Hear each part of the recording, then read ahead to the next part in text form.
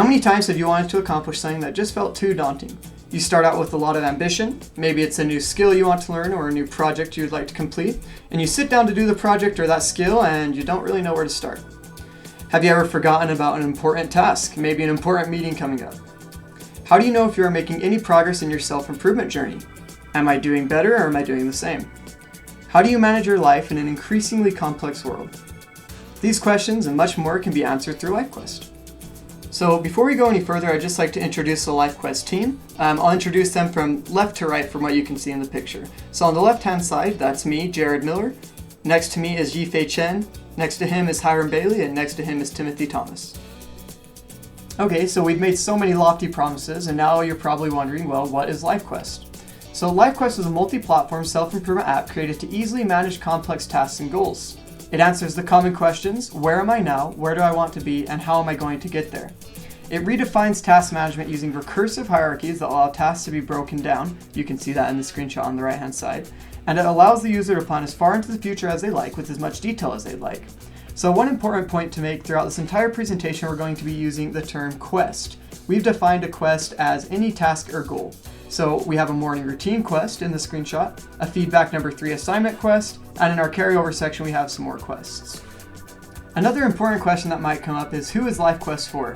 Well, we designed LifeQuest to be for every single person that would like to improve. This means whether you are a student, or a teacher, or a manager, or an employee, LifeQuest was designed for you. It can be especially useful for those with a busy schedule, thinking students, and then anyone who's looking for a better way to manage their complex life. So anyone who feels that the current task management solutions out there are inadequate, LifeQuest is for you. Now that we've introduced the team and the project, we'd love to show you what we were able to accomplish over the last 2 semesters. To do that, let's get to the demo. Welcome to LifeQuest. So we're going to be running this demo on Windows. Even though the platform works on Android, iOS, macOS, web, and Windows, we're going to be running on Windows for convenience.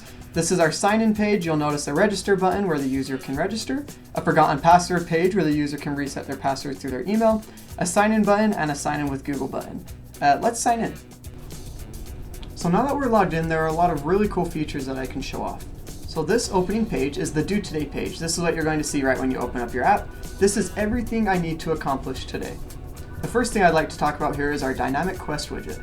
So you'll notice this quest is surrounded by this bubble. That's the quest widget. This one's green and this one's blue. This quest widget actually populates dynamically based off of the settings that the user sets. So this user has set this morning routine as a repeating quest. These other quests are just one-time quests. So one of the coolest features of LifeQuest we're going to show off here. If I click this drop-down arrow, I can break down my morning routine into multiple subquests. So I'm going to close this one just to make it a little bit simpler to look at. My morning routine, I need to accomplish my stretches. That's what I've set for my morning routine. And inside of stretches, I need to do 1 minute of squats. Now, I think my morning routine needs a little bit more. So to edit a quest, all I'm going to do is click on the quest. You'll notice that I'm in the quest name morning routine. And I'm going to add a subquest. I would like to make my bed in the morning. So I'm just going to type make bed.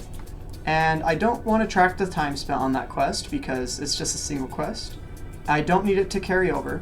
But I do need it to repeat because it's going to be part of my morning routine. So I'm going to set this to repeat every single day. I click create quest, and you'll notice that my morning routine now has 2 subquests. It has a stretches subquest and a make bed subquest. So this is the awesome feature we were talking about being able to break down larger quests into smaller bite-sized pieces. Another cool thing about our dynamic quest widget is you'll notice this timer here. So in the morning, I have already started my squats. I've done 14 seconds worth. So I'm going to start that timer. You'll notice that timer goes up, and not only does the timer go up, but that green bar around there also goes up. That has to do with tracking my time. So if I click on this quest, you'll notice that I have track time spent on quest selected, and I've also set a target time of 1 minute.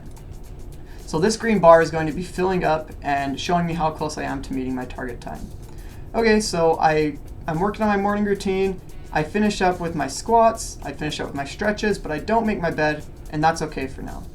I notice on this page I also have carryover. So carryover are quests that need to be complete that are past due. So some quests you can't go back and do, right? Let's say you had to pick up tools at 5 o'clock and the store was closing down or something. Basically, carryover are quests that I still need to get done even if they're past due. So I did end up reading my chapter, so I'll mark that as complete. And I did do my poster, so I'll mark that as complete. Great. Now let's move next over to the creating a quest. So I create a quest by clicking on this button here, and you'll notice the settings are very similar to editing a quest. They're actually the same page that is populated with the data. So let's say I have a quest, and like I was saying, I need to pick up tools. So at 5 p.m. I need to pick up tools, and this store, they aren't going to be opening again. This is their closeout sale, so this cannot carry over. I'm not going to set the carryover here. I don't need to track the time spent on it, and it's not going to repeat. So I'm going to create that. You'll notice there it is on there. Next, let's look at the overview page.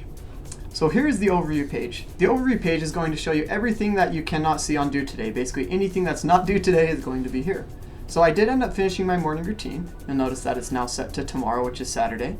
Just for demonstration purposes, let's say I also finish my morning routine here. I'm going to click check. It's going to warn me that I have incomplete subquests, and that's just fine. I know I did them. I don't need to mark off each one individually. I'm going to click OK. And you'll notice now that is now moved to Sunday. I only have to do this on Sunday and not tomorrow. So the upcoming page is going to be showing you a week's view of everything that is due, and it's going to show you in the same way as the due today page. So you can still edit quests and do everything that you'd like to with that. This is just going to show you the next 7 days, and you notice the dates are dynamic as well. Next Friday is April 26th. The future page is going to show you everything that cannot fit in due today or due next week. So you notice that we have up to a year and beyond in here, which is just another way to be able to plan as far as you'd like. These also you can edit. This is a monthly checkup that I have, so if I mark this off as complete, then later next month I have to complete that. The complete page is also very helpful. It's going to show you all of the quests that you have completed. Another really cool part about this dynamic widget that we've been talking about is there's no check mark here because obviously these are already complete. Next, let's talk about the statistics. So here we are at the statistics page. The statistics page is how you view how you've been doing, like we've talked about. So you'll notice we have this last week's report graph. This graph shows how many of my quests did I complete. You'll notice that last week I did a great job because my completed quests and my total quests are the exact same for every single day. That means I completed every single quest that I scheduled, which is awesome. I can also see for my repeating quests, how have I been doing long term? So for example, on this morning routine, I can see how many times did I complete my morning routine versus not complete. The blue is incomplete and the green is complete. This page is also dynamic in the fact that you can choose which repeating quests or which graphs to show. So if I don't want to see my last week's report, I can get rid of that. Or say I want to see how am I doing on my monthly ECE checkup, I can show that there. I've completed it every single time. Awesome. To accomplish all of that we showed and much more that we weren't able to show, here's our software stack. So we use Flutter and Dart as our main coding language. We interacted with Firebase's Cloud Firestore and Firebase Authentication. Cloud Firestore was used as our database storage, and Firebase Authentication was used for authentication, signing in with Google, etc. You'll also notice here the multi-platform that we showed again. It was working on Android, iOS, macOS, Windows, and web. We also would like to talk about our software engineering practices. So we used Model View Controller as our coding style just to make sure that everything was separated out and that we could code effectively. We use GitLab's version control for committing, pushing, merging. We also use issue boards to manage our team and our issues. We did user studies. With these user studies, we did this halfway through our last phase of development, and it helped us to get crucial feedback on the direction of our app, helped us realize where to focus our efforts, especially in terms of polish. Our project actually ended up with around 6,000 lines of code, with around 5,000 lines being written solely by the developers. The other 1,000 lines were written by a library. And that's LifeQuest. So thank you so much for taking the time to view our app, to see everything that we've been able to accomplish. We hope that the effort shows through. It's something that we're all really proud of. If you have any questions or suggestions, you can email us at lifequestsupport@gmail.com, this email here. And if you'd like to visit our website, you can visit it here. Thanks again. Have a great day.